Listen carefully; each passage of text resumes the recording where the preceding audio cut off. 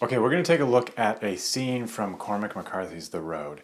There's a lot to talk about with this scene, but today I want to just focus on the external versus internal dimension. This occurs fairly early in the book. There's not much you need to know other than the fact that the story takes place in a post-apocalyptic world and features a very minimal cast, mostly just a father and a son, called Papa and the Boy, respectively, who travel around this desolate landscape just trying to survive and maybe find a colony of decent people. The scene depicts the two of them in the father's childhood home.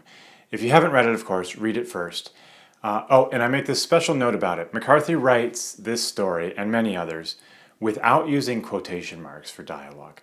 On a different day, we could debate the merits of his doing so, but I'm interested in other things today, and I don't want you to get distracted by their lack. So I'm supplying you with the original version and a version that includes quote marks.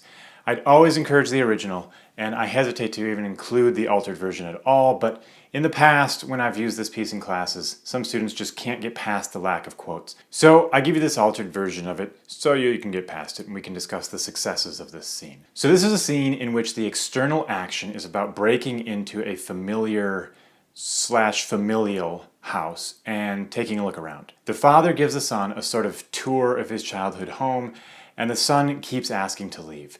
That's what's going on the outside. But the scene gets all of its momentum from the internal dimension. Papa arrives at the scene with a past and with a longing for both the world as it was prior to the apocalyptic events and the world as it could have been for his son. The boy arrives in the scene concerned only about the present and the future. For this scene, the father wants to dwell, the boy wants to leave. And those internal desires permeate everything in the scene and supply all of the subtext. All right, so let's go through it, because there are some nice craft lessons here. Let's start with the external stuff. First of all, McCarthy does not forget about creating tension and mood.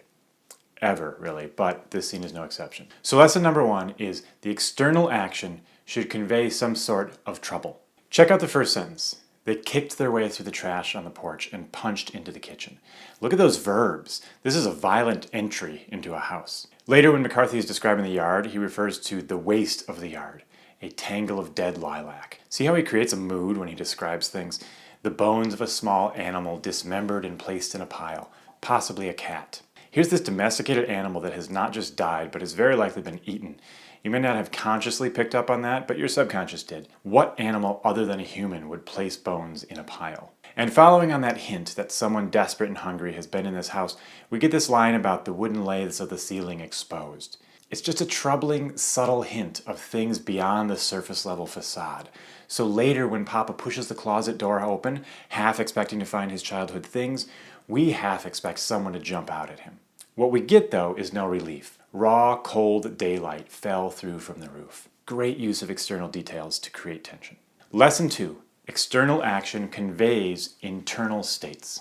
We get our first taste of this when the boy held onto his hand, an action that suggests the boy's fear and anxiety. Later, there's an even more subtle one when the boy watched him. Note that verb watch. It's not just a verb expressing seeing, it expresses assessing, but it's still an external action sentence. In the next paragraph, the boy gripped his hand, a near repeat of the first one we looked at, but now in the context of the boy having said, "We should go, Papa," it's a little more urgent. Now, you may also note that all of these examples are for the boy. He's not the POV character here, so McCarthy can't relay his thoughts or emotions.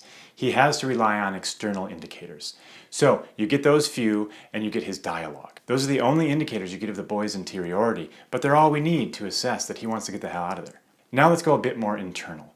Papa is the POV character, and so we understand that some of the narration is going to get close to his perspective. Sometimes that narration is what I call explicit interiority. Instances in which we get a mental action verb like thought or wondered.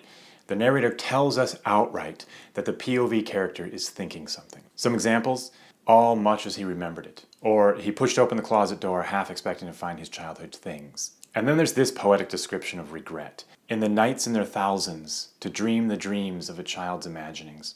Worlds rich or fearful such as might offer themselves, but never the one to be. That one is particularly interesting for this scene because it shows that based on his past experience, the Papa here has little faith in imagining the future. Again, he's all oriented toward the past in this scene, and that little bit of interiority emphasizes that while remaining fully in context. So that's strategy number one when it comes to conveying internal stuff. Just go right ahead and explain it, but keep it rooted in the external context. Now, there are some other narration tricks you can use to convey interiority, not all of which I'll explain here because McCarthy doesn't use them all, but one lesson we can take from this passage is to infuse external description with some subjectivity. Here's a subtle one, and most of his are subtle in this page-long excerpt.